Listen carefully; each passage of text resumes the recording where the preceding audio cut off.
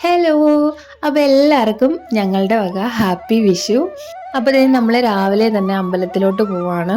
ഇവിടെ നിഗിഡിയിൽ ഒരു ഗുരുവായൂരപ്പൻ ക്ഷേത്രമുണ്ട് മലയാളികളുടെ. ഇതിനു മുന്നേ നമ്മൾ അവിടെ തന്നെയാണ് പോയിട്ടുള്ള വ്ളോഗുകളൊക്കെ ചെയ്തിട്ടുണ്ട്. അവിടേക്കാണ് പോകുന്നത്. കൃഷ്ണൻ്റെ അമ്പലമാണ്. അപ്പോൾ ഇന്ന് നല്ല തിരക്കായിരിക്കും അവിടെ. അപ്പോൾ രാവിലെ തന്നെ പോവാണ് നമ്മൾ കേട്ടോ. വിഷു ആയതുകൊണ്ട് തിരക്കുണ്ടായിരിക്കുമെന്ന് അറിയാമായിരുന്നു. എന്നാലും ഇത്രയും തിരക്ക് പ്രതീക്ഷിച്ചില്ല. കാരണം നമ്മൾ പാർക്ക് ചെയ്യാൻ പോയപ്പോൾ തന്നെ അത്രയും ആ പാർക്കിങ്ങിൻ്റെ അവിടെ വരെ തൊട്ടേ ക്യൂ ആയിരുന്നു. പിന്നെ വേഗം വേഗം മൂവ് ചെയ്യുന്ന ക്യൂ ആയതുകൊണ്ട് അധികം നിന്നും ബുദ്ധിമുട്ടേണ്ടി വന്നില്ല. എന്നാലും ഭയങ്കര നീളമുള്ളൊരു ക്യൂ. ഇത്രയും ആദ്യമായിട്ടാണ് നമ്മൾ ഇത്രയും ക്യൂ നിന്ന് അമ്പലത്തിൽ കയറുന്നത്. സാധാരണ ഇത്രയും തിരക്കുണ്ടാവാറില്ലായിരുന്നു. പിന്നെ മൂവ് ചെയ്ത് ഏതൊക്കെയാലും നടപ്പന്തലിനകത്ത് എത്തി. അത്ര സ്ലോ ഒന്നുമല്ല, എന്തായാലും പെട്ടെന്ന് മൂവ് ചെയ്യുന്നുണ്ടായിരുന്നു. അപ്പം നമ്മൾ അമ്പലത്തിൻ്റെ അകത്തേക്ക് കയറാൻ പോവുകയാണ്. പിന്നെ ഇവിടുത്തെ അമ്പലത്തിൽ ഉത്സവം നടക്കുവാണ്. അപ്പോൾ അതിൻ്റെയും കൂടെ തിരക്കായിരിക്കും ചിലപ്പം. അപ്പോൾ നമ്മളിത് അകത്തേക്ക് കയറാൻ പോവാണ്. അകത്ത് ക്യാമറ അലൗഡ് അല്ല. അപ്പോൾ പോയി തൊഴുതിട്ട് വരാം. അങ്ങനെ നമ്മൾ വേഗം തൊഴുതിറങ്ങിയപ്പോഴത്തേനും ഫുഡ് കഴിക്കാനുള്ള ക്യൂവും വലിയതായിട്ടുണ്ടായിരുന്നു. നമ്മളും പോയി നിന്നു. സാധാരണ നമ്മൾ അവിടെ നിന്ന് തന്നെയാണ് ഫുഡ് കഴിക്കുന്നത്. അപ്പോൾ ദച്ചുവിന് അന്നേരം തന്നെ നന്നായിട്ട് വിശക്കാൻ തുടങ്ങിയിട്ടുണ്ടായിരുന്നു. അപ്പോൾ ജസ്റ്റ് ഒന്ന് അകത്ത് കയറി നോക്കിയപ്പം നല്ല നീളം ക്യൂ അകത്തോട്ടും. അപ്പം കുഞ്ഞിന് വിശക്കുന്നതുകൊണ്ട് നമ്മൾ എന്നാൽ പിന്നെ വീട്ടിൽ പോയിട്ട് ഫുഡ് കഴിക്കാമെന്ന് വിചാരിച്ചു നമ്മൾ ക്യൂവിൽ നിന്ന് ഇറങ്ങിപ്പോന്നു. അപ്പോൾ നമ്മളിനി വണ്ടി കൊണ്ടിട്ടിരിക്കുന്നത് അങ്ങ് ദൂരെയാണ്. കാരണം ഇവിടെ ഒന്നും പാർക്ക് ചെയ്യാൻ സ്ഥലമില്ലായിരുന്നു. അതുകൊണ്ട് കുറച്ച് ദൂരെയാണ്. അതുകൊണ്ട് ഇനി അവിടെ വരെ നടന്ന് വേണം പോവാൻ. അച്ഛനും മോനും ഒരേ കളർ ഡ്രസ്സൊക്കെ ഇട്ട് നടന്ന് പോവാണ്. അപ്പോൾ നമ്മളിനി തിരിച്ച് വീട്ടിലോട്ട് പോവാണ് കേട്ടോ. ദച്ചുവിന് അപ്പോഴത്തേനും വിശപ്പ് സഹിക്കാൻ വയ്യായിരുന്നു. അപ്പോൾ പിന്നെ നമ്മൾ വിചാരിച്ചു തൽക്കാലം ഒന്ന് തണുപ്പിക്കാൻ എന്തെങ്കിലും ജ്യൂസ് മേടിച്ച് കൊടുക്കാമെന്ന് വിചാരിച്ചു. അപ്പോൾ ഇപ്പോൾ മാങ്കോയുടെ സീസൺ ആയതുകൊണ്ട് എല്ലായിടത്തും മാങ്കോയുടെ ഇത് കിട്ടും, ജ്യൂസ് കിട്ടും. അപ്പോൾ നമ്മളത് ചെന്ന് ചോദിച്ചപ്പോൾ കട തുറന്നു വരുന്നതേ ഉള്ളൂ. ദച്ചുവാണെങ്കിൽ മാങ്കോ ജ്യൂസ് ഇപ്പോൾ വരും എന്ന് നോക്കിയിരിക്കുവാണ്. പക്ഷേ കിട്ടിയില്ല. പിന്നെ അവസാനം ബോട്ടിൽ വെള്ളം മേടിച്ച് കൊടുത്തു. എന്നിട്ട് പിന്നെ നമ്മൾ വീട്ടിൽ വന്നിട്ട് പുട്ടും പഴവും ഉണ്ടാക്കി കഴിച്ചു. പഴം ഉണ്ടായിരുന്നതുകൊണ്ട് വേഗം ഞാൻ പുട്ടുണ്ടാക്കി. അപ്പോഴത്തേനും തന്നെ 9:30 കണ്ടായിരുന്നു. കുഞ്ഞിന് നന്നായിട്ട് വിശക്കുന്നുണ്ടായിരുന്നു. പിന്നെ ഇത്തവണ എനിക്ക് ഒരു ഹെൽത്ത് കുറച്ച് ഇഷ്യൂസൊക്കെ ഉള്ളതുകൊണ്ടും ചെസ്റ്റ് ഇൻഫെക്ഷനൊക്കെ ഉണ്ട് കുറച്ച്.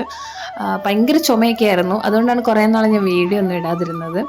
അപ്പം അത് റെസ്റ്റ് എടുക്കണമെന്നൊക്കെ പറഞ്ഞതുകൊണ്ട് ഇത്തവണ ഞാൻ ഫുഡൊന്നും അങ്ങനെ വലിയ കാര്യമായിട്ട് ഉണ്ടാക്കുന്നില്ല. മലയാളിക്കടയിൽ നിന്ന് വിഷു സദ്യയായിട്ട് തന്നെ മേടിക്കാമെന്ന് വിചാരിച്ചു.